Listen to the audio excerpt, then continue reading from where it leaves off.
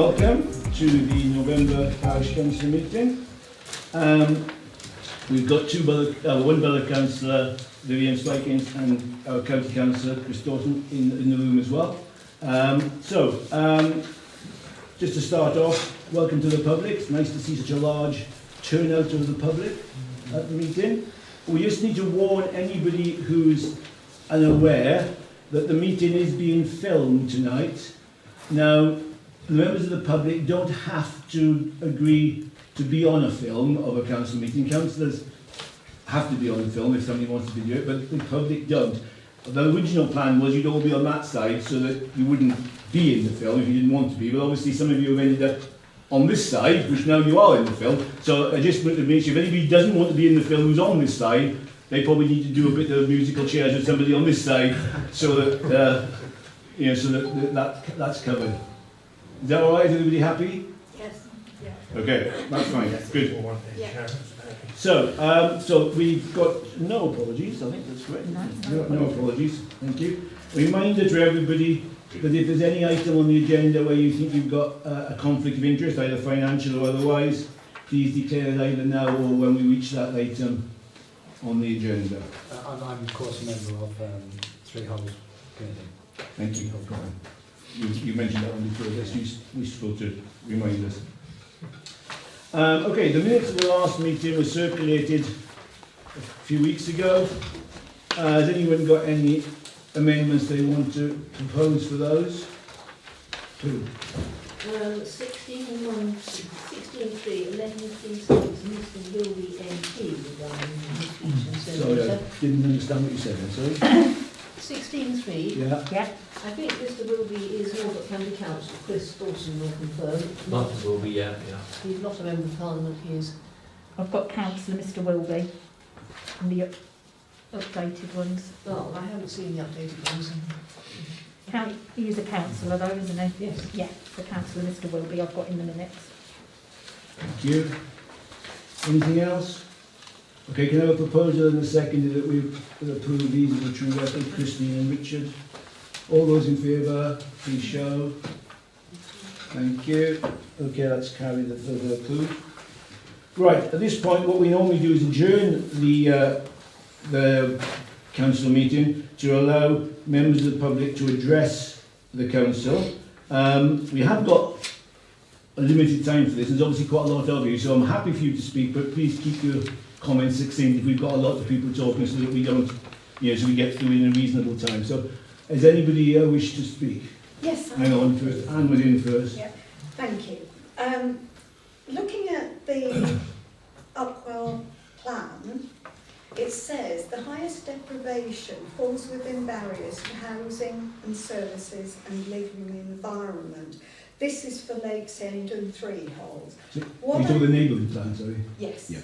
What I would like to know is, would Upwell Parish Council support Lakes End and Three Holes if they decided to split from Upwell? I can't possibly answer that question off the cuff clearly, but certainly you can put it to the council at another meeting to discuss that. Thank you. Anybody else want to speak?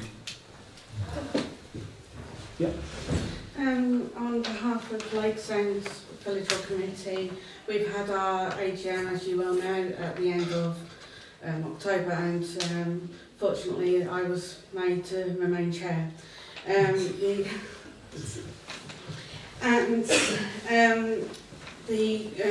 was brought up amongst the community and expressed the concerns about the speeding down the A1101, which we all know that it's a 40-mile-per-hour speed limit, and many pedestrians don't completely feel safe when walking, and many motorists do exceed that speed limit. And so we would like to propose maybe a tri-yearly speed check from the police and maybe a bi-yearly speed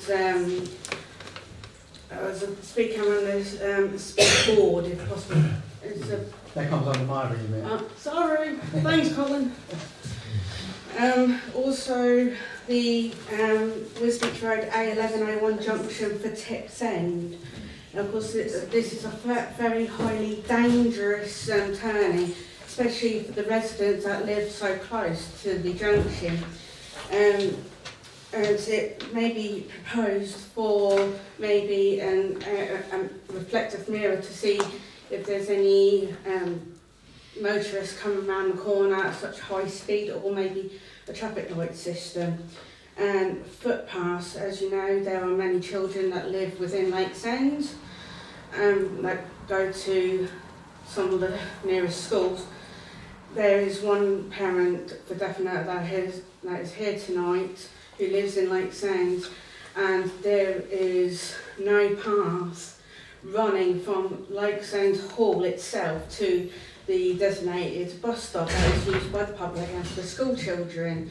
There is a very, very narrow path that is on the other side of the hall that goes up to the old post office, and another path on the opposite side of the road that's big enough for a single buggy. I've done it myself with my two children back in 2017 and 2018, where my daughter was only an infant, and it's not very safe, not even for them, my children, and it's not safe for all the school children either, especially late at night after school run, and it's really dark and it's not safe for children at all. So we would like to have these footpaths looked at properly, resurfaced and maybe widened and maybe increased for the safety of the children as well as the public.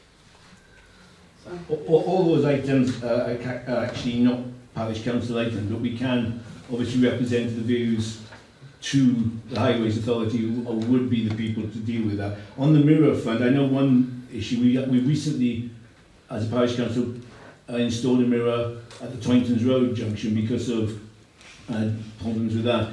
That was a special dispensation from Highways because they don't actually approve of mirrors, but they came and did a site visit with us and agreed that in this case we could put one there and they would support us, but that it's not anything to do with them, that's a parish council thing, but we would need highway support for that. So just to put in the picture what the rules are regarding mirrors. That's fine, at least we were able to discuss it, and maybe for future agenda meetings on your agenda for parish councils, as you have a couple of parish councillors that look at highways, maybe we can all get together to improve the situation for the community of Lakesend. Yeah. Thank you. Richard? Just on the mirror, I think historically there always used to be a mirror on that Tips End junction that's actually erected in the school. Maybe if we put there with a resident rather than council. It was, yes, that's right. If I may, Paul, Yeah. can you let me have that report to present to SNAP? Yes. So that, okay, the next meeting's not then to the 31st of January, but I have meetings throughout the year, so I will bring that up. Yeah, I can do emails. Send us an email, can you? Thanks. Thanks. Just on the speed, we've got a SAM 2 camera. We did put the SAM 2 camera in this. The SAM 2 camera will be back in circulation from the end of the month, and I'm sure it will get to, I think Lakesend is one of its first stops. There's a post there for it, isn't there? It goes in a position for 4 weeks at a time, 2 weeks facing one way, 2 weeks facing the other. So you should have a SAM camera on the data for speeding early next year. Okay, thank you. Is the Speedwatch team still up and running? Because I haven't seen them about for a long time, and they used to go to Lakesend. And then do you know, Pooh? I will make further inquiries. I'm not aware that they are, but they might be. They could be requested to go to Lakesend. Right. Anybody else in the public wish to speak? Yes, please. Can you give your name to the clerk so she can... Alan Nobbs, reside at Piers Drive, Upwell. Go ahead, Mr. Nobbs. Go ahead. Right, there's several things. First thing is Piers Drive. We've got one of the people here, Councillor Robinson. I don't know whether I'm allowed to say it or not, but you got to speak as you find. He's done building work down there, Piers Drive, only about 3/4 mile down there, yeah? But there's lorries going down there, even more now, 44 tonners, yeah? And what goes down has to come out. So it's 44 tons down and back. And why should we have to put up with it? Why was it all done in the COVID situation when everything was dormant sort of thing? He went down there, he built a barn down there, said he's a farmer and everything else. Why didn't he go and move his business on an industrial estate at Wisbeach or Downham? I'll just pause you a second. Although it's a public meeting, I don't think it's fair to single out individuals and start being derogatory about them. So by all means complain about lorries travelling up and down Pius Road, but can we try and keep it that's so all it's right, not personal? that's fine, yeah, that's all right. Yeah, but he knows that people are not liking it one bit. I mean, when they go down the road, where the vans and cars go, up on the path. The lady there was saying about danger for her children and that. What about school kids and even the grown-ups going along there on Pius Road, right?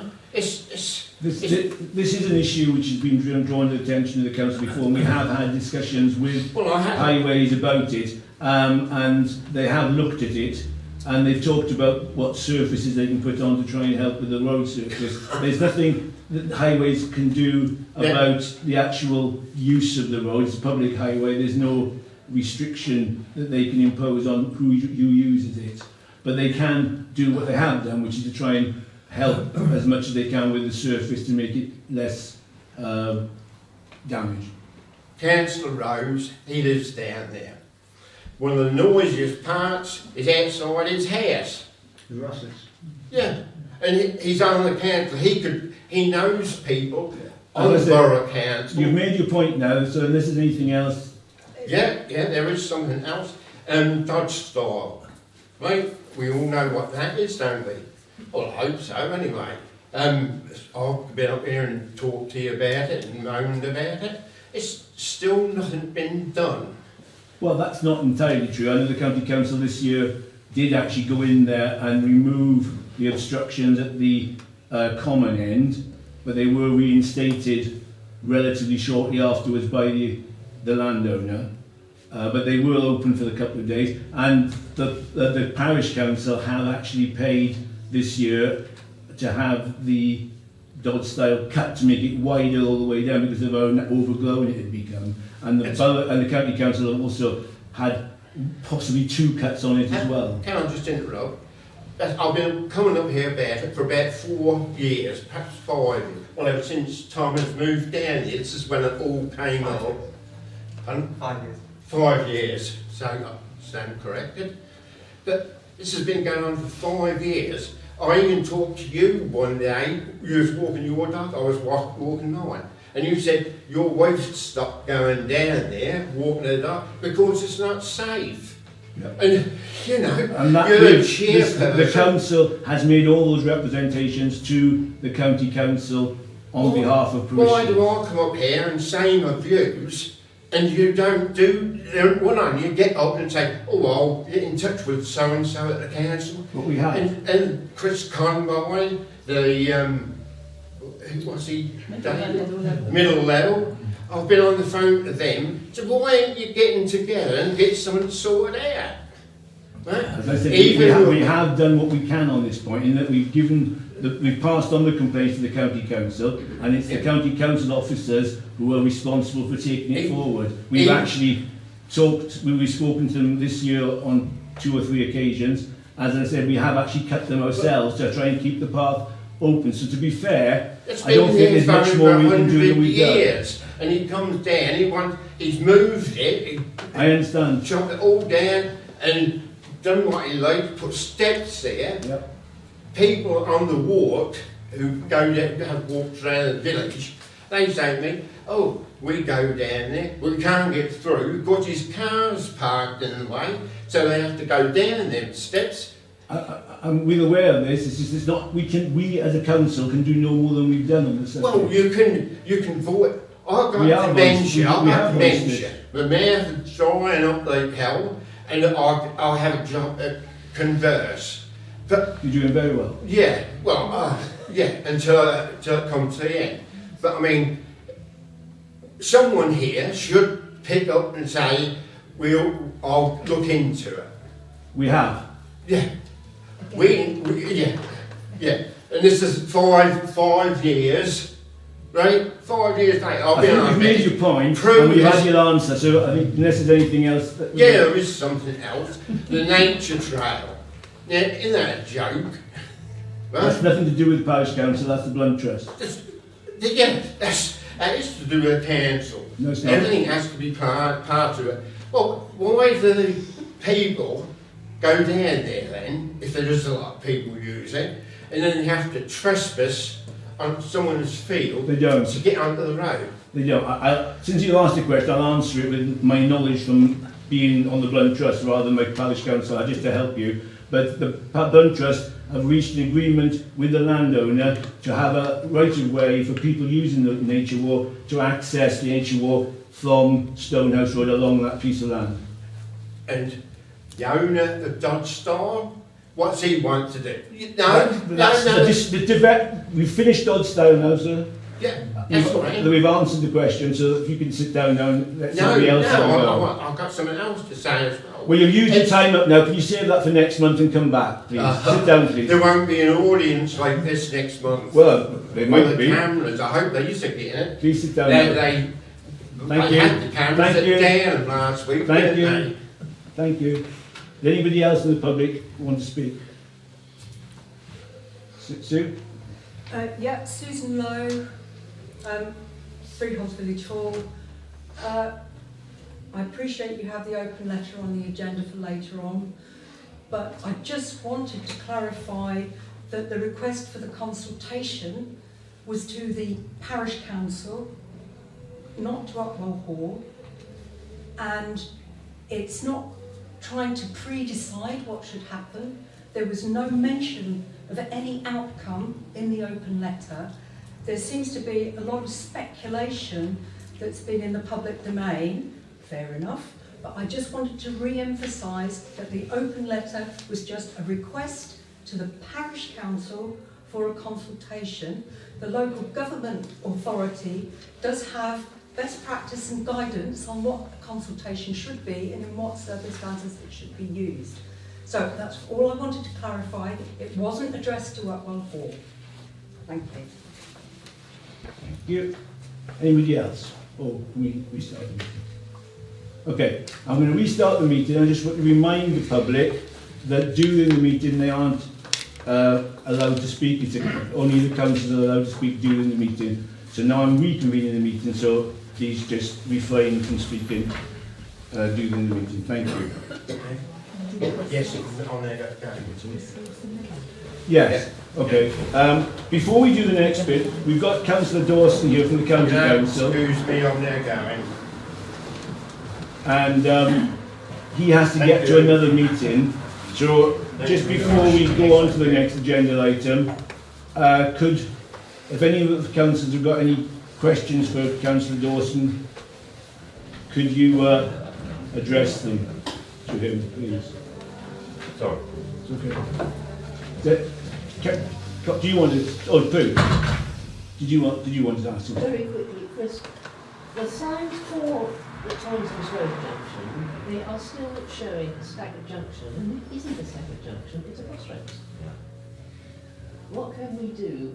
Well, if the highways of the county determine it's a staggered junction, then it's a staggered junction. Whatever we might think about it, but if you want to pop me an email to that effect, I'll get some clarification on that. Will do, thank you.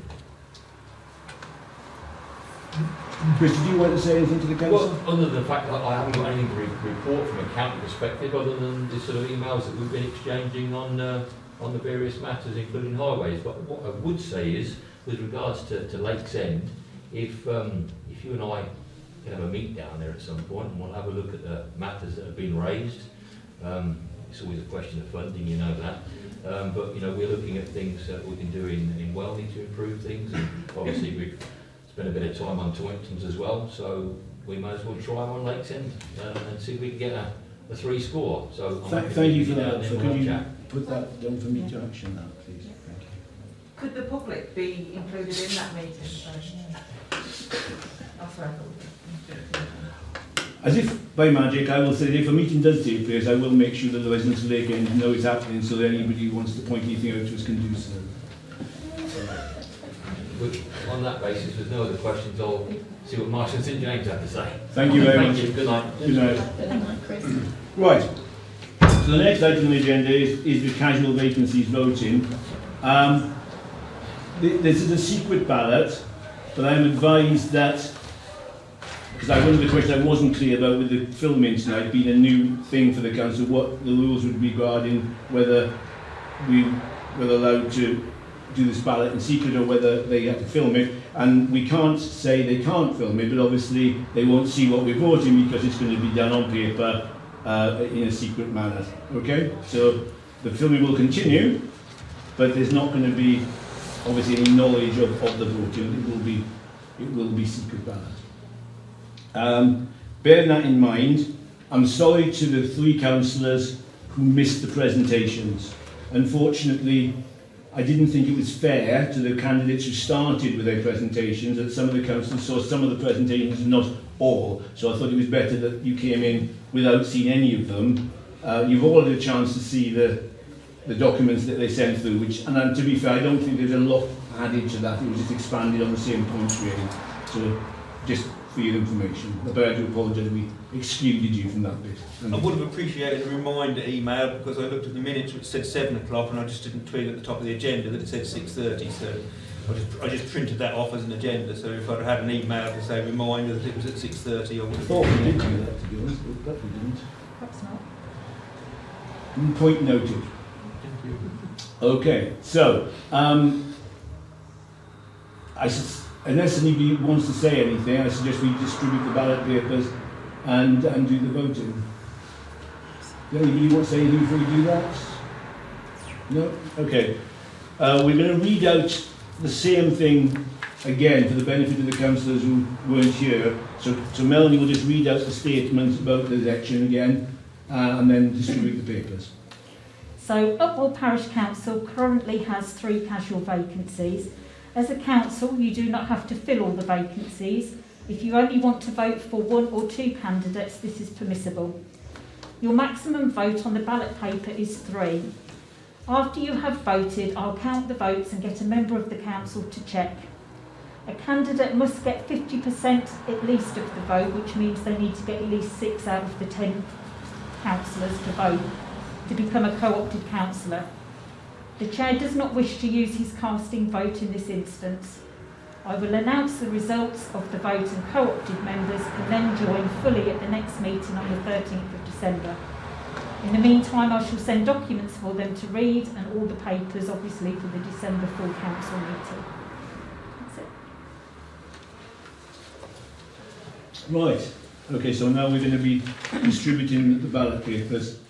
And you, as Melanie said, you're allowed to put up to 3 crosses down. Please do it as surreptitiously as you can, given the large audience.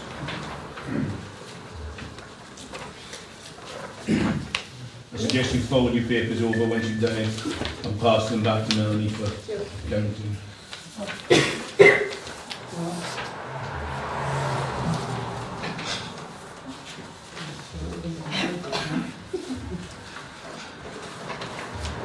Okay, if you can return any unused papers so there's no question of 2 people. Could the papers come back, please? So each councillor got 1 sheet of paper. Yeah? Do you want it to turn over? Yeah, ready. Yeah. So you can allow 3 votes, so please mark your cards, fold them over and hand them back down to Melanie, please.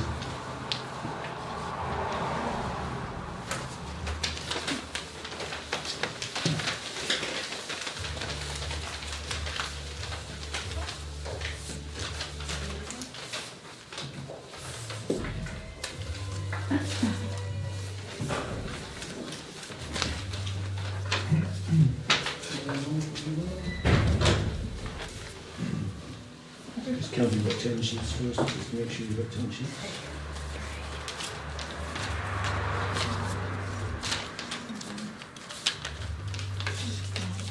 Yep. Thank you.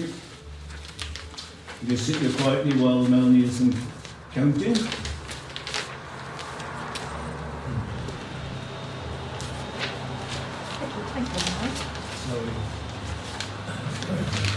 You can talk amongst yourselves, and I wouldn't normally allow it, but at the moment you can talk amongst yourselves.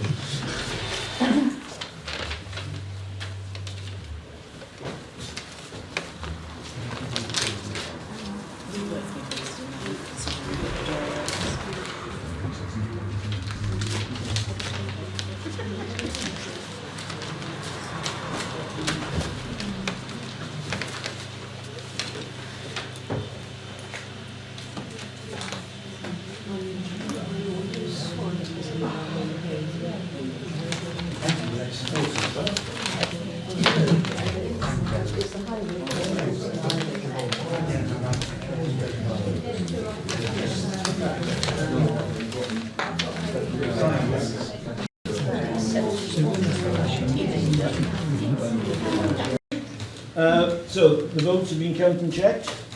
Yeah, so Bill Pugh got 9, Samantha, who isn't with us tonight, got 2, Karen got 5, and Rob got 6. So with the vote, Bill and Rob have been elected to be part of the council. First of all, congratulations to the 2 successful candidates, and thank you very much to Karen for applying. And I'm sorry that you were disappointed on this occasion. Okay. And obviously that message to Samantha as well. She's not here, but perhaps she will see it on the video. Yes, thank you. So, as we said in the presentation, we will now send documentation through to the successful candidates to be signed and ready for taking up their seats at the next meeting in December. Thank you very much. Thank you very much, everybody. Thank you, Karen. Right, the next item on the agenda is to discuss the action log. Just get up nice. Okay, so the first item on the action log is the proposal to create a village feature on the riverbank opposite the church. Since the last meeting, when I reported about the site meeting, there's been two areas that have gone forward. Graham Seaton, on behalf of the group, or through the Well Creek Trust, has written to the council conservation people to ask them for permission to remove the cherry tree which is growing in the middle of the plot. It's quite a big tree, and with it there it's really difficult to do anything. So at the site meeting, the group all agreed that tree should go, but because of where it is in the conservation area, it will need permission. So that process has been started. They've also asked the council, would we consider getting some quotes for the clearance of the site. It was cleared, I believe, 2 or 3 years ago by the council, but obviously nature being what it is, you wouldn't know that now. It's back to the same level of growth it was at the time. So is the council happy for the clerk to try and get some quotes and then bring those back to the future meeting? Yeah, all happy with that. Melanie obviously wasn't the clerk when we did that last time, so perhaps some pointers to her as to which company did it last time and we could approach to get some quotes would be helpful. Yeah, thank you. Okay, the next item on the action log was the Toyntons Road. Now, as you know, the council agreed to part fund the initiative that Councillor Dawson just left had managed to get Highways to agree to do, and I picked up from the conversations that just happened that that is now complete. Is that correct? The work of Toyntons Road is complete? What they said they were going to do, they've done? Is that right or not? Anybody know? So I thought you knew, Sue, because you said about the signs being the wrong signs in your opinion. Sue's probably the best one. Yeah, she can't answer because she... I have not been down that way lately, so I don't know is the answer. Right, okay. Andrew? I thought last week, I thought this email that Chris sent with the was just the proposed signage, so I didn't think that had been... So it hasn't happened yet? I don't think it's been done. I think that was actually the proposed signage, and it's not in action. Okay, so shall we ask Highways when they think they're going to get round to it then? Thank you. We already know that who has asked Chris to check whether the signage is appropriate. Okay. The next item is the public rights of way map board that we were talking about. Has there been any progress with that program? We're still working on it. Okay, so that's still ongoing. Thank you. Solar lights on Lowe side, have they been installed yet, Jill? Oh, no, they're not installed. I haven't heard back, but I'm looking every day to see that there's an email for it. Are you in contact with the company, or is it Debbie from Outwell? I am, You are. basically, yeah. Is it worth chasing them to ask them? I did send everyone the email. Yes, you did together. that several weeks ago. And it's now. just a month, yeah. It's all in hand, I'm sure. They're an excellent company, so they just can't get the material. Right, In okay. fact, it's something to do with the residue. So we just have to wait for that to happen then? Yeah, sure. Okay. The next item was the dropped curb opposite Tweed that was requested, and Highways agreed to put, and I mentioned last time that they'd said at the site meeting that they were probably going to do it slightly further down the road than initially planned. I noticed there's some white paint on the pavement outside Tweed's. That's as a, I had I had an email from Mark Sharman as a result of my email about the puddle that forms outside there. He said that when the road surface was done, it was over-rolled, so it's created a dip. So the water actually, until it accumulates to quite a large puddle, doesn't get to the drain. So he's marked all that out. So the drainage quality's got to be lowered, and the puddle area is going to be filled. So Okay. that's not what that's for. that's the white paint isn't to do with the drop curb, which is obviously still ongoing then. Yeah. Okay.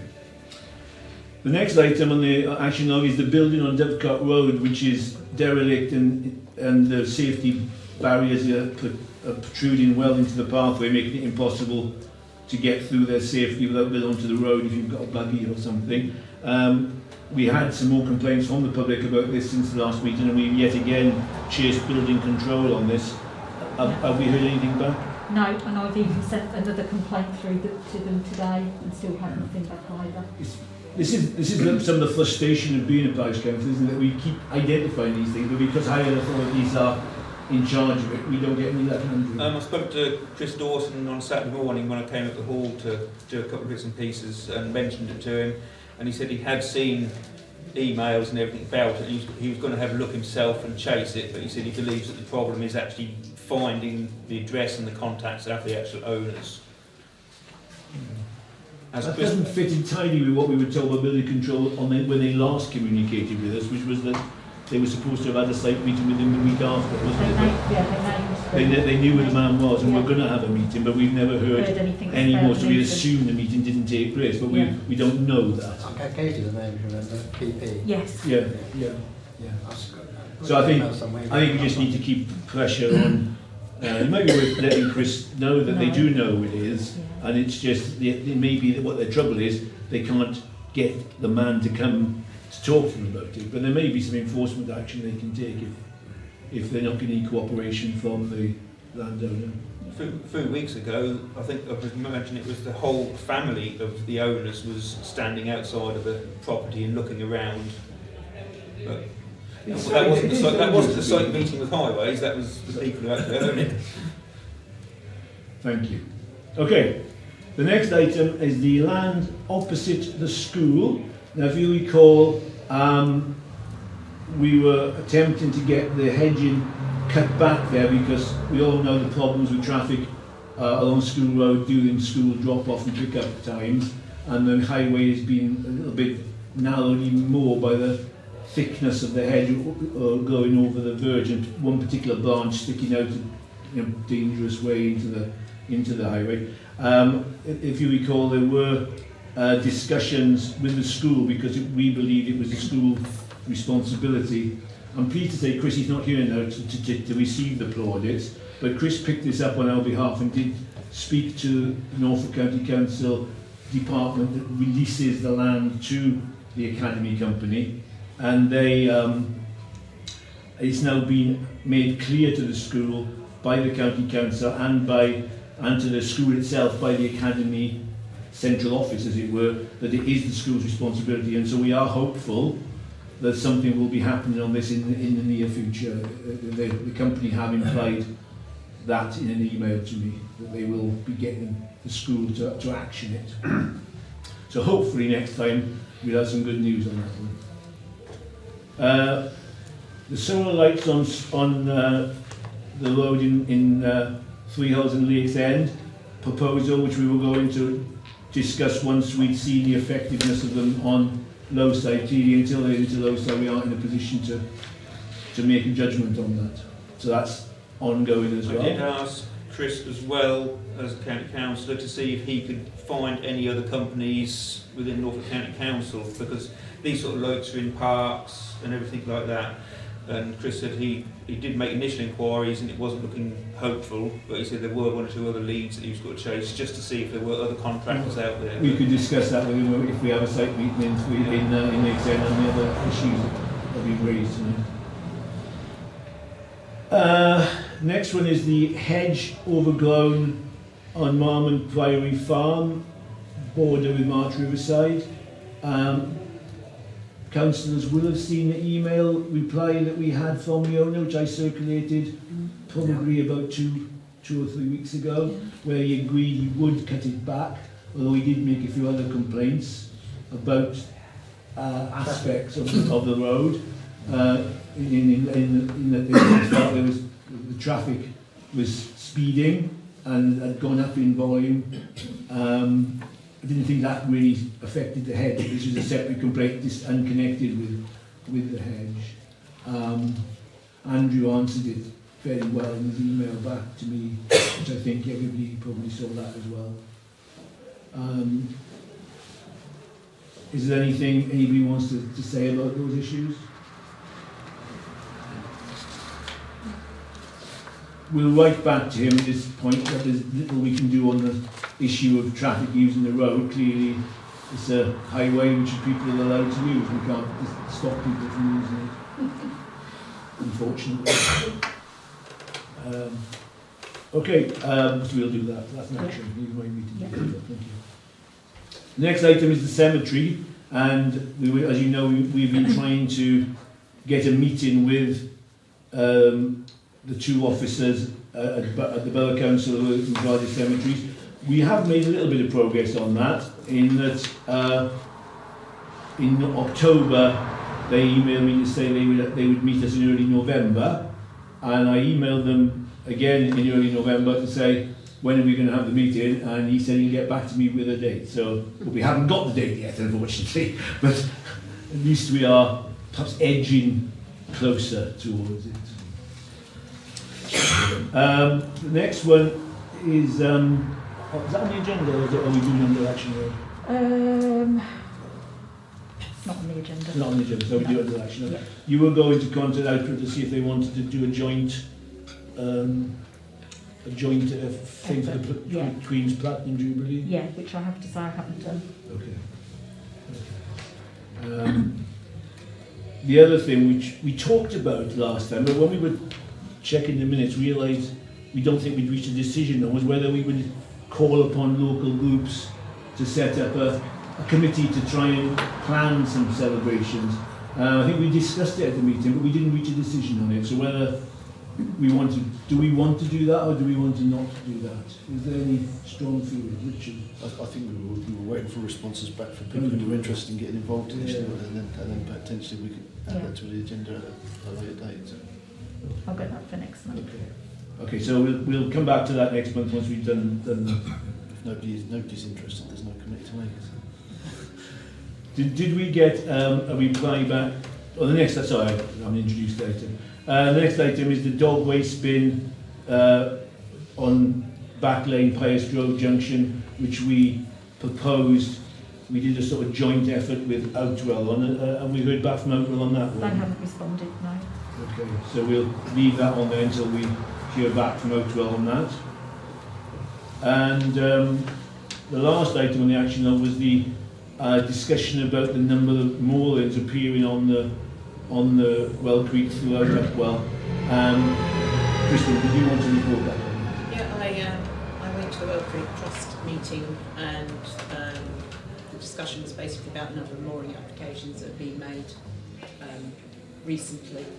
The planning group, I've already appraised them, but basically the Welle Creek Trust told me that many years ago they made aware the Middle Level Commission of their thoughts on it, and they were told at that time that they would be included with any applications that were put forward. Unfortunately, that hasn't happened, and as the years have gone by, obviously people have moved on, and the original people are no longer on each committee. The Welle Creek Trust would like to be part of the discussions. I know Graham Seaton has actually approached the Borough Council Planning Department on this issue. I don't know that he's actually got anything concrete. I'll follow on after you. Yeah. You carry on. Okay. But if he doesn't, or even if he does, my proposal was, which I say I've already forwarded to the planning group, is that when we get a mooring or a fishing stage application coming through, that we actually also ask the Welle Creek Trust of their opinion on it, and we will take that on board and then have our discussion and formulate our response, which Andrew will then give for that particular planning application. I also suggested to them they might want to write a piece for the forthcoming magazine, specifically on moorings and fishing stages. Everyone took a step backwards, so I have said that if they send an email to me individually, collectively, with little snippets of information, I will collate it, I will write the article, and it will be in the next magazine. For things such as I didn't know personally, but apparently there are different criteria for moorings for boats than there are for fishing stages, which if you think about it logically makes sense. The fishing stage has to be a smaller dimension than a mooring.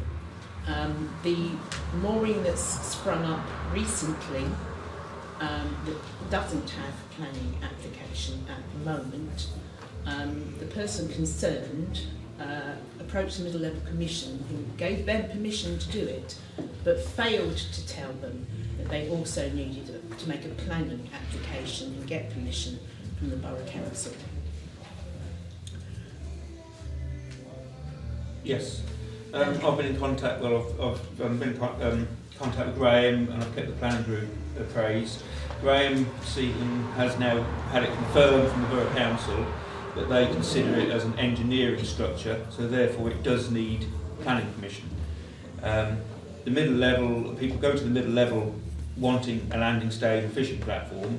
Middle level have approved drawings and will give their consent, but they say that somewhere hidden on their website is a note to say that the people wanting them may need other planning permission, but they don't see that. So the middle level have now made it a point that with new applications that come to them, they will now be putting a note in to say that you must contact West Norfolk to get the appropriate planning permission to install a mooring. So Graham has had that confirmed. I think Christine's covered most of it. Oh, just one more thing. Apparently the Middle Level Commission are now going to start charging people to moor their boats on the river. So that might actually dissuade some from actually I think I have noticed that since one of the newsletter reports that I wrote, that one or two people have taken to revamping and tidying up their moorings, and some haven't. The middle level do have the power to make people basically at their own expense take away unsightly or unsafe moorings. I mean, I appreciate that some people have moved into the village and have inherited them, whether they wanted them or not, but it's still their duty to maintain them. Wasn't it that all the boats had their MOTs or some form of... The the Well Creek has always been mooring free, but a few years ago the middle level was given extra powers, wider coverage powers, so they now will be charging people mooring rights to moor on the Well Creek. No, I thought it was the condition of the boats. That is more to do with insurance. If you use the boat regularly to have insurance, you have to have a boat. I think it's every 3 years you have to have a boat surveyed to make sure it's safe for covenants insurance. But that's not middle level. A condition for the granting of a licence will be that they have a boat safety certificate and the boat is insured. That's one of the minimum level's greatest concerns. So many of the boats along here do not have a safety certificate and they're not insured. So that would be a bit of licensing. So many people buy a house along Town Street or St Peter's Road. Oh, we've got a river frontage. We'll put a mooring in, and then put a green algae-covered boat on the mooring that never goes anywhere, and it just sits there full of detritus, just as, in my view, a status symbol. They don't need the boat. It's just to say we've got a boat, but... Right, well, I think from the point of view of the action we were taking, we've identified the issues, and I think we can now close the anything on the action log. Everybody's happy? Yeah, certainly. Good, thank you. So that's the end of the action log. The next item was the communication strategy. If you remember, I did a paper for the last meeting, but it was decided to carry it forward to this one.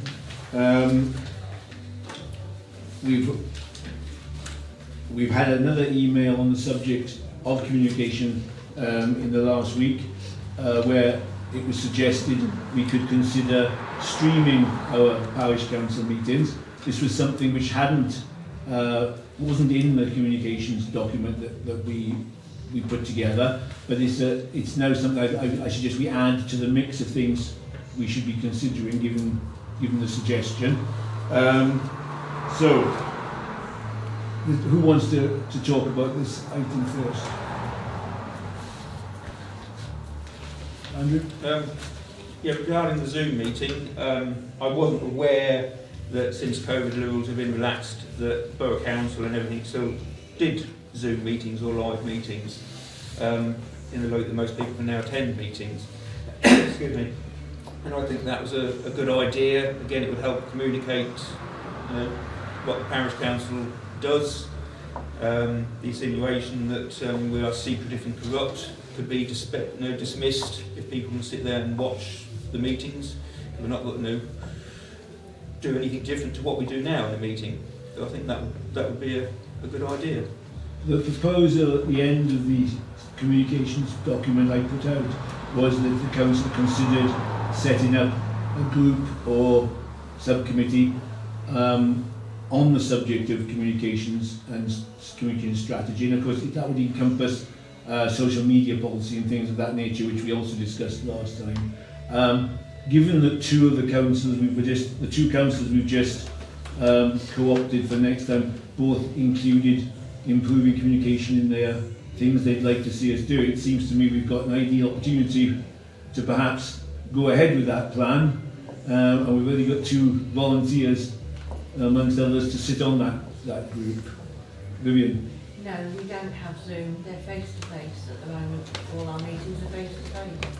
We do have, like today, it's planning, we do have members of the public coming in on Zoom rather than attending, because obviously we're conscious of numbers, but no, ours are still face-to-face.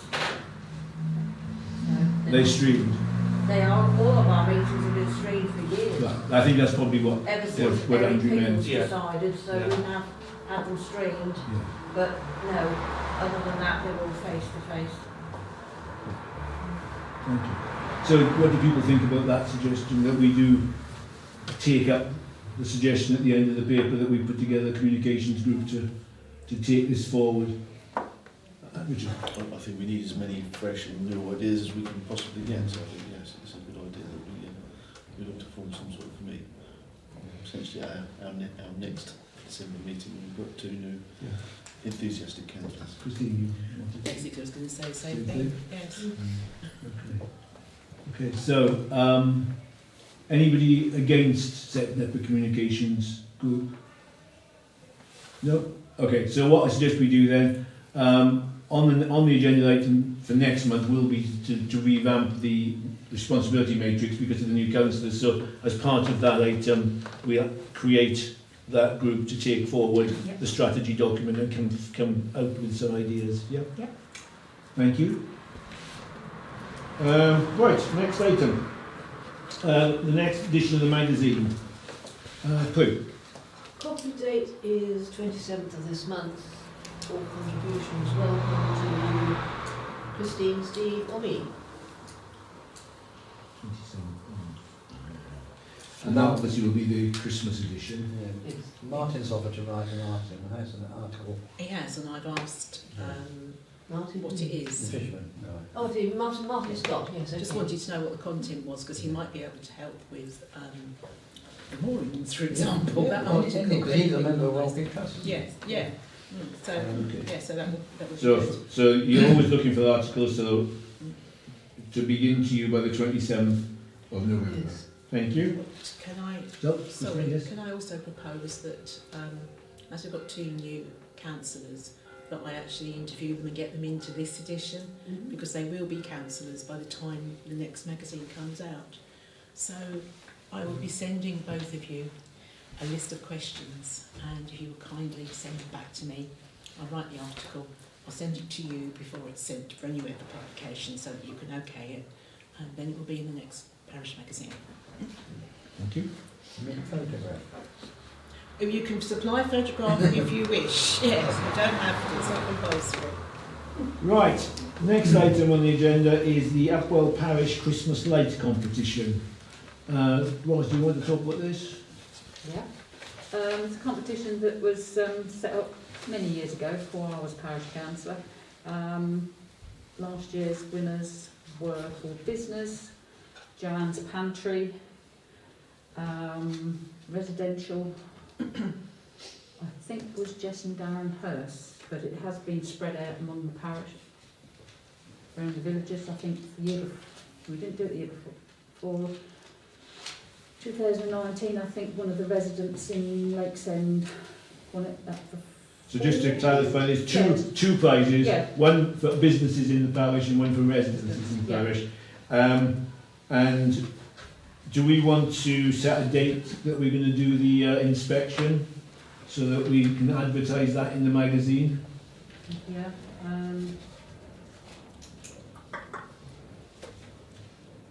When's the next council meeting? 13th? 13th. Probably do it on the 9th. So I say the 9th. That's very early, wasn't it? Isn't it really? Yes. We do usually do it then. You might be busy on the 9th. Might not? Yes.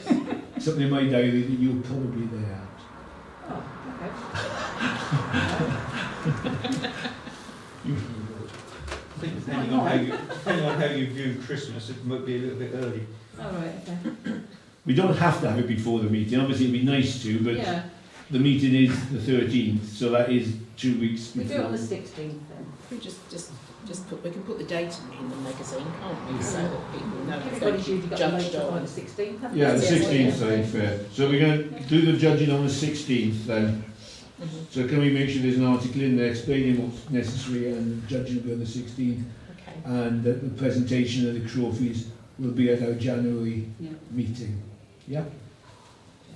Thank you. Ross, can you send me the criteria so we can put a little something to put into the magazine? Right, okay. You know, if there are any criteria they have to fulfil, like, I don't know, biggest Santa Claus or something. Well, we just look for, say for argument's sake, Prue had Christmas lights, that we look to see if she's added any more.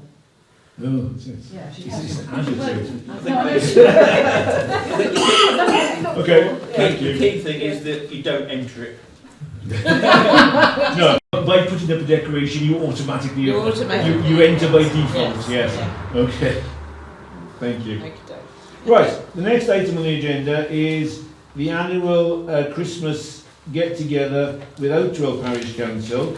which obviously didn't happen last year due to COVID. This year it's our turn to host, and we discussed this. We discussed this at Youth Appraisal, actually, didn't we? We did. Yeah. It was off topic, a bit off topic, but we did discuss it at Youth Appraisal. And we are going to suggest to Council today that rather than do it in Outwell at the Crown, which is obviously the only practical option really, we do it here and we get some catering in this room and just have drinks here sometime in December and invite Outwell along.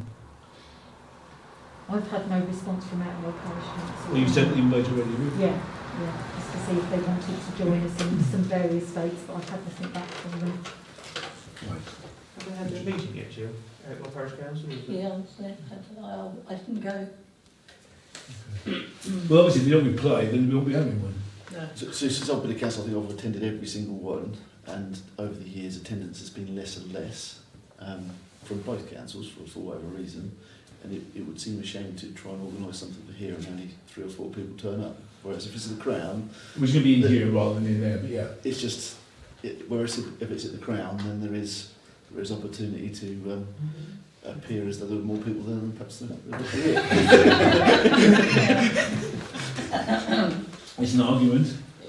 I just didn't like the idea of us meeting in Outwell when we were the hosts. It just seemed a bit, we would normally have done it at the 5 Bells, but obviously that's not. So I think for several years, I think that when it was Upwell's turn to host, it was done at the Crown.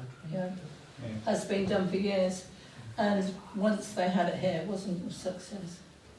Sorry. So I obviously. There's not that many people, and it's too big days. Well, no, we did it in there in the city. I would be in this room, not in there. But it's this big enough. I don't think it's the same atmosphere here as it is in the Okay, so the council would prefer still to do it in Outwell rather than here then? Definitely. Okay, so if you add that to the email and send it back to them. Yeah. Thank you. Okay. Obviously, once we've got a response from Outwell, we will come back to you with we put some provisional dates together, we'll come back with a final date. Right, moving on to the next item on the agenda, which is cut-ins of public rights of way. We're probably getting to the season now where this isn't going to be necessary again this year, but do you want to do a little synopsis of where we've been with that group? Rights of way are supposed to have come round and done a second cut. I am not aware that they've done so. I don't think they have, but I cannot get anything out of David. I think Dodd Style was cut again. It seemed to, when I walked down it a couple of weeks ago, that it had been a bit less foliage than it had been the week before. So I think they've done that one. Whether they've done any others, I couldn't say. Well, they were supposed to have done a lot, but as always, it needs you to settle none. First it was the weather, then it was the fuel crisis, and if you go down to Higgins' house and try and walk up there, it obviously hasn't been cut. You get to the end of the where they prepared it, and it's a sea of metals. Okay. But David Mills is not replying to me. No, he didn't reply to me either. I sent him a message about some of the signs that the one at the top end of the I can't remember his number, but the one far end at the common end, that sign's lying on its side in some foliage, and the one off School Road, not School Road, Dovecot Road, that seems to have vanished as well. Yes, the one at Dovecot Farm has vanished. Yes. The one through there from Dovecot down to things, they've done a bit the other end, just the middle level did, to cut a little bank, the canal bank in the path, but why they didn't go along my bit, I don't know, because that was clear.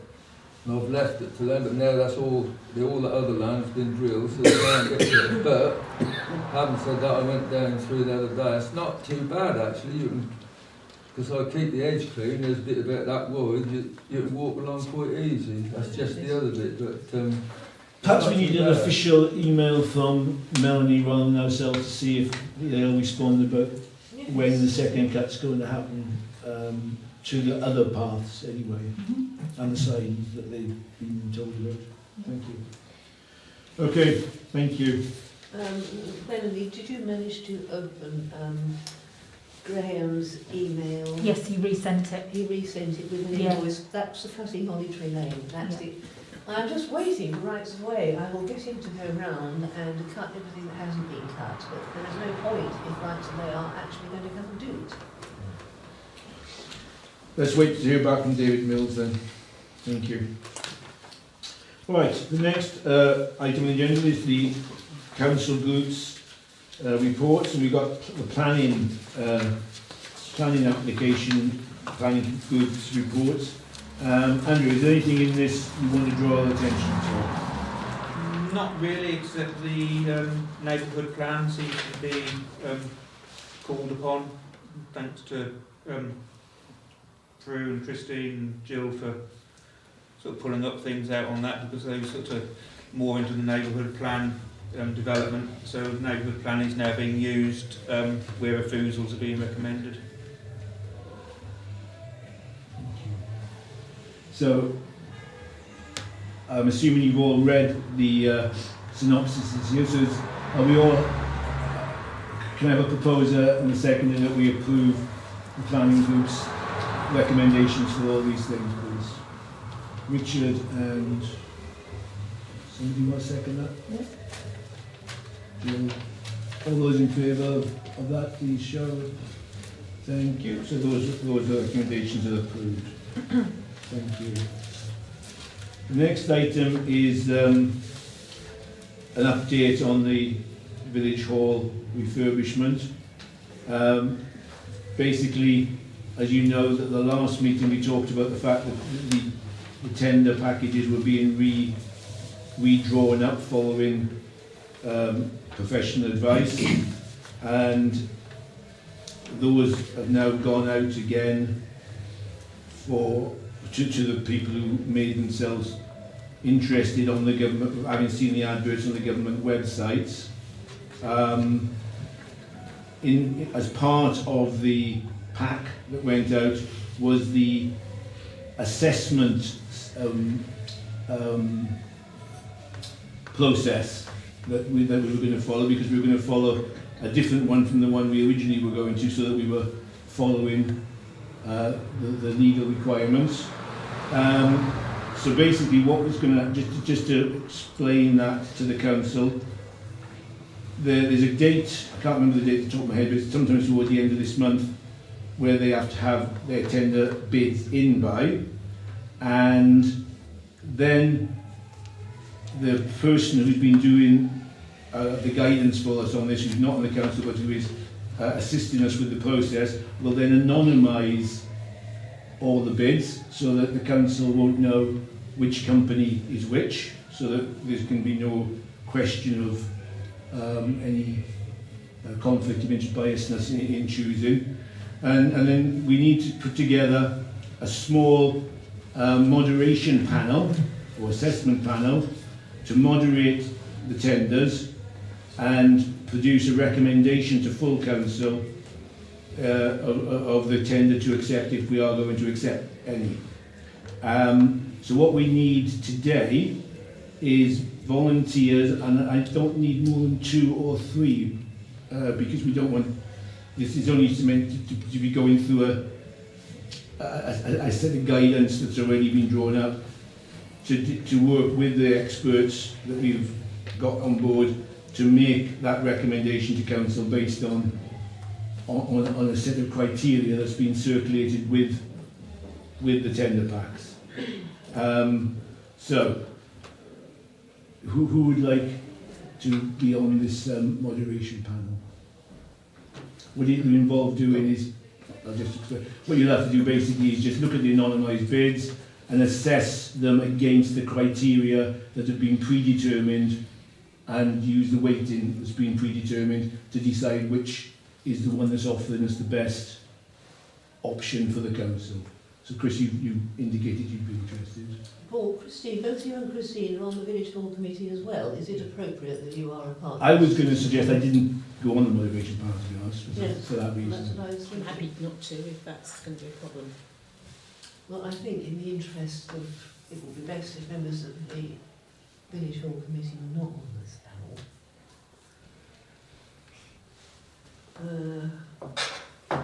Richard, could you do it? Because you've got expertise in this area to some extent with your business interests. Yeah, I'll do it. I think you only require probably one or two at the most meetings. Anybody else want to go on there with Richard? First, Stephen? I will. And I will if you like. Okay, so we have, and we don't need that many. 3's enough. 2's probably enough, but I wouldn't stop. Yeah, we'll have Jill, Prue, Chris, and Richard because they were the first 3 to indicate. Thank you. And that's all I've got to say on that issue at the moment.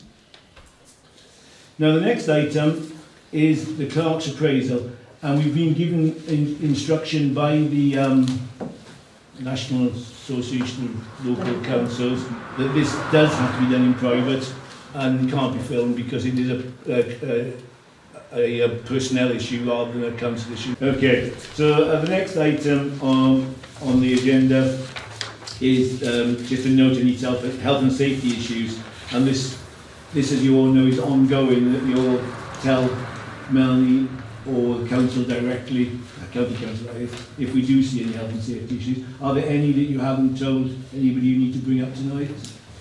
Yeah, corner of Baptist Road near H.m.s, the dope side is eroding away very quickly, and there's no bank there at all, there's no brink to dope. It is just literally, it's not very deep dope, but there's nothing there. I meant to mention it to Chris earlier on, but... okay, so you think that's a highways issue? I think it's a highway issue, yeah. Okay. Perhaps you could show on a map exactly where it is so that we can tell them the exact location, because we know where H.m.s is, but they don't. So if you could just mark on the map, and then we'll get that sent across to highways. And it's just the vegetation, on the corner, the rear of 159 School Road. That's still... So which 159. That's the one that we asked, yeah, wasn't it? We've had nothing back from You've them had at nothing all. back? No. That's where I had to get the land registry. That's it.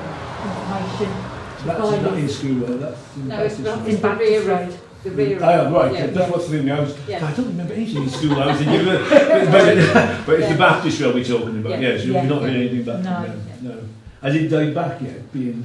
Sorry? Since it's now November, has it started to die back? Or? A little bit, but not a lot. Well, we know the owner, but they've not replied to us. No, they live in Essex, so I doubt they'll Yeah. probably come up here or anything. Did we put in there that if they don't do it, we would have to do it and charge them? Yeah, I believe so. I can check. I think give them another chance to do that, and if it doesn't, then maybe we would have to get that done. Yeah. Everybody happy with that as a course of action? Yes. Thank you. Paul? Yes. The one that guys mentioned about the dope, that may even involve the IDB. Well, that's why I wasn't sure if it was highways or IDB. Comes on the church with Clawfield along there. Is that when you're on? Is that, no, it's Dale, isn't it? Yeah, I don't know, they do So I didn't catch. Who do we know that's on Clawfield? Dale Boyce. I know Dale. Yeah. Or Stephen Kelton. Yeah. Steve Carpenter's on that one as well, is he? Because he's in our parish, He's obviously, where there's Yeah. there isn't in our parish. I'll So. speak to Steve. Steve's probably the one. Just ask him, does he think it's a... Could he look at it and give his opinion on whether the drainage board have a responsibility as well? And I was approached by Jill Bliss from down Christchurch. We've got like a dog leg in Christchurch. I think it's a cottage that you went and looked at, that hedge. Oh, at the Hedge Jubilee Yeah. Cottage. It's very narrow on the corner for getting large farm machinery in that round. She said, could they... The marker poster in the middle of the hedge. Do we know the owner of that particular building? No, I don't. It's Jubilee Cottage. So that's on the way, that's on the sharp end from Lots Bridge towards Christchurch, is that the... Across the top road. Yes, the first, is that where the road turns sharp left after you've gone off Lots Bridge? Yeah. That's Jubilee Cottage, isn't it? On that? I've got 2 or 3 letters sent you know, quite a while ago, but nothing happened. So I say the market posts are in the middle of the hedge. So that's well over the road. Perhaps we could just ask Highway to take that on, since it's on the main, well, it's the main one between Lowe Street and Christchurch. Yeah, because that's one where they can threaten to, they will do it if it's necessary, rather than charge them. Yeah. Thank you. Anything else on that item? No? Okay, thank you. Move on to finance. You've all been circulated with these tables. Payments since the last meeting. These obviously, following our new policy, have all been approved, following the email to Finance Committee getting approved and then done. So is everybody happy noting those? Any questions about any of the payments that are on there? Are we a month ahead with this one? It's December. Well, Yes, we've got the wrong entry, haven't we? Well, you just change it at the bottom, that's all. Oh yeah, you choose. It's a spreadsheet. You just choose the month that we're looking at. So I see what you're talking about. It's November. November's the one we're talking about. Yeah.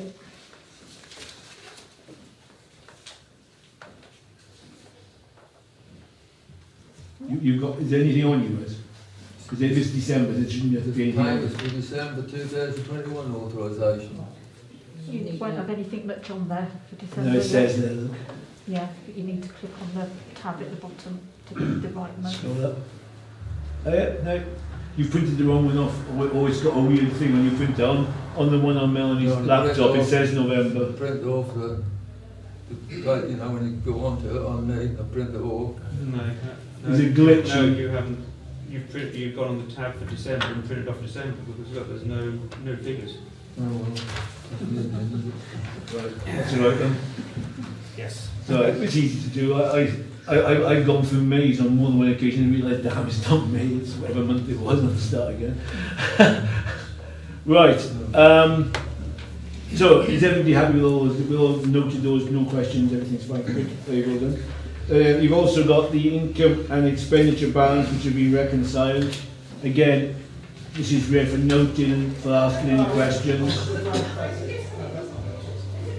So you're all happy again, noted that. And then the last item was to just, sorry. Sorry, I didn't see. You've updated the cash book to correct it for the... Yes, I did. Yeah, yeah, that's done. Right. The next item is the budget for 22-23. Seems a long way off, doesn't it? But it is right. It's amazing we get forward in time here. So there was a meeting of the Finance Committee, but it didn't reach any conclusions. It's called for more data, and so there'll be a recommendation at the next meeting. Is that correct? So and we're going to have another finance meeting in the meanwhile? I think you were going to schedule one, weren't you? Yeah. We didn't have a date for it because we were waiting until we knew we had the data available, wasn't that right? Yeah. We penciled in the Monday before the next council meeting if we had the data available, Yeah. but it's not definite. No. So there you go. But as soon as we've got the data, we'll let members know. Right, next item then is item 18, correspondence and concerns. The first item on there is the open letter that was received at the October meeting from some people from the Freeholds and Lakes End community. That obviously was seen at the meeting and it's been circulated and we've all had a chance to look at it. There's been a couple of changes since that last meeting in that the group, we've sent a copy of the open letter to the MP, Liz Truss, and Liz Truss wrote to the Parish Council asking for clarification of what was going on with the project. So I replied to her on behalf of the council explaining what's been going on. She acknowledged that back to us, and following that, I can't remember the name of the person, but somebody from the multi-academy agency who run the school wrote an email to us asking for their name to be taken off the open letter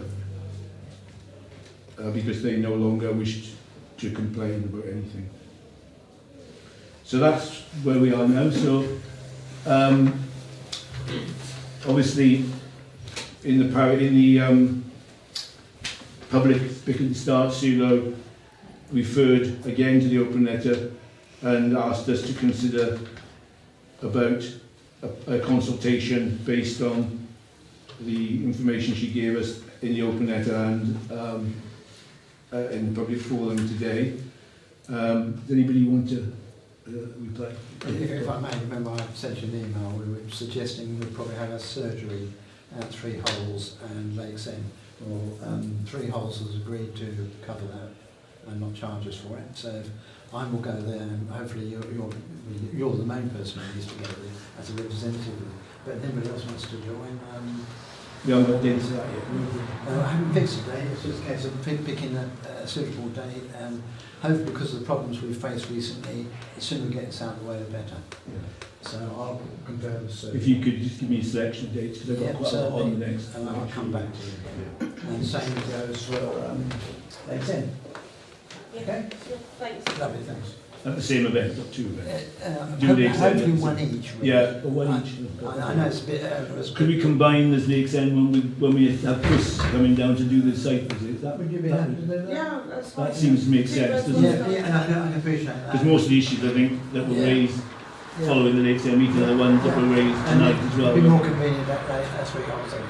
Okay. So I'll get back to you. Thank you. Anyone else want to?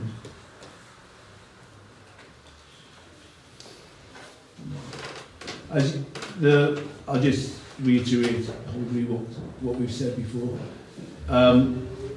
Sue, in her comments at the start, differentiated that the leaflet that we referred to as a partial consultation with the parish, because it was only actually sent to parts of Upwell, it wasn't sent to 3 Holes and Lakes End. It was sent to the central part of Upwell. That was sent by the Upwell Hall Committee, which of course is a subgroup of the Parish Council. So although it didn't have Parish Council on it, it had Hall Committee, it was still a representative of the Parish Council, and it was discussed at the council meeting that we held in August. So I'm of the view that we have already consulted on this issue.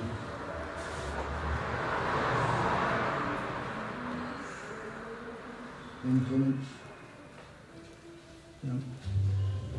Okay, so that's the view of the Upwell Council at the moment, that had the consultation took place at the start of the process back in 2020. Right, so the next item on the agenda is correspondence from a parishioner regarding large tractors driving through the village at night. Does anybody want to take this one up? I just in this particular instance, it was the tractors who were feeding the anaerobic digestion plant at Newport. No. Sorry, he's finished now. I couldn't hear what she was saying, sorry. So it was tractors and trailers that were feeding the anaerobic digestion plant at Meeple. The main issue, speeding often comes up with something difficult, particularly with large vehicles, to see whether vehicles are actually speeding or not. But it was the length or the period that the tractors were in operation. They actually worked all the way through the night for a period of nights. They are large vehicles. The trailers were not particularly heavily loaded, so they were banging through the village. And it was a 24-hour operation for 3 or 4 days, and that just seems a little bit unreasonable. So my opinion is we should perhaps write to the ADP plant and just ask them to be a little bit more courteous with their hours of working. There's still, I think, some harvesting of that going on in some parts of the parish. I was behind one the other night when I was driving home from somewhere. So I don't know whether you noticed, but today has been really, well, exceptionally quiet. Yeah. Because the root harvest, the root storage is all finished last weekend. Pumpkins are finished. Yeah, thank you. So today has been marginally quieter. I think everybody appreciates that we're in a rural community. We see tractors, we see trailers, pumpkin seeds, and all those things. I think it was just this particular operation because of the length of hours, size of the vehicles, the fact that the trailers are quite echoey. I think it did disturb quite a few residents. So it'll be more to do with next year now. Yes. Yeah.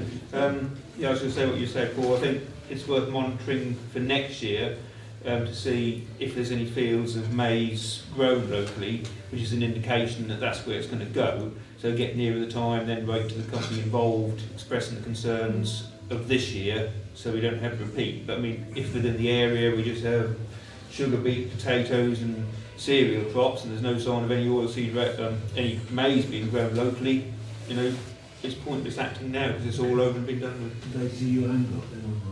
All the maize when it's harvested, try and get it done in the daytime and not in the evening. Yeah. Also, my concern, I mean, these people were really disturbed, and I believe there was an incident last year at the Cottons in Outwell. Yeah. And it's these people rent land and they can crop up anywhere along the way. But we've got to be vigilant, like Andrew says. Also, the fact is, and it specifies here, that to drive one of these tractors, you need a Category F licence, and you can drive one from the age of 16. Okay. Yes. So maybe there's some inconsiderate driving because of inexperience and some of the drivers. I think Andrew's idea is good, is that perhaps rather than write this year know that the horse is bolted, as it were, we just put something on the agenda perhaps for July or August Well, that's going to be a long period. Put it on the action log so it'll always be there as an amber item until next year. Then we shan't forget. Well, note to put it on the other time. Because if we don't put it, if we put it on now, it just sits there doing nothing. Yeah. But we will. We'll have it on the. We'll have it on there. In when you're going to know what crops are there, and if it does look as though there's significant maize about, then we can action the letter to the people that Richard suggested. I know they say about speeding tractors, but basically apart from fast track, much of the mother the others don't do much over 30, whether it's 30 mile an hour, 25 to 30. He was going faster than that when I came behind him at the 16 foot. You don't He wasn't going as fast as I was going. Fast tracks are really fast, they'll do about 45, but most of the others are not very. They look some speed, but. Well, they're big, aren't they? And there's wood. Yeah. Okay, we decided what we're going to do there, so let's move on to the next item. Now this one is a very rural issue. We've had complaints from residents in Freeholds that people are using the footpath in Freeholds to walk their horses on, the new footpath that was recently laid, and the horses obviously are passing their stools onto the footpath and they aren't being cleared up, and it's unpleasant for the local residents. We've looked into this. It is technically illegal, but how we enforce the illegal use of horses on the footpath in Freeholds is difficult to know, really. But there are two possibilities. We can do something that has enough people, but I think what's going to happen is CSNN will probably be more effective. So who would say? The community safety and neighbourhood nuisance people who deal with too fighting and stuff like that. Right. I have written to them about this, and I'm awaiting a response. As soon as I got one, I'll let you So other parish councils are happy that our borough council stroke parish councillor has taken this up and he can report back to us on any progress? Yeah. So we were doing something in the magazine as well. yeah, that's true. That was somebody put that in an email, didn't they? That's another item for the magazine, just to remind horse owners that they need to be as considerate as dog owners are often urged to be as well. They're not allowed to use the footpath. No. Can't do anything about the road, but footpath, yes. If you'll forgive me coming in, there is quite a wide verge between the footpath and the road. I mean, they don't actually, there's plenty of room for horses to travel between on the grass. It's. Christine, will you write the article? Okay, thank you. I think as I noted and sent email that I have seen people leading horses along that piece of footpath, not riding. They're just leading them, and I think it's somebody who lives along Main Road in Three Holes who's got a paddock, leading their horses to and from another paddock or stables or whatever in Mud's Drove, and that's what they're doing. Well, if It's still legal. It's still illegal. But, I can imagine they might think twice about walking down the road with a horse on that stretch of road, because traffic does travel at a reasonable pace along there. Is it reversed? That's a problem. So for those, we've made a decision. We're going to have an article educating people, and you following it up with the nuisance people. So we are taking action. Good. Thank you very much. Next item is to propose any items for the next agenda. Usually we let Melanie know between now and the next meeting if there's anything specifically we want to discuss. Remember, the agenda goes out a week before the meeting, so make sure all items are sent to her in good time to get included on the agenda. And the next meeting is scheduled to be held here on Monday, the 13th of December at 7 p.m. It's now 8:40 and I'm closing the meeting. Thank you.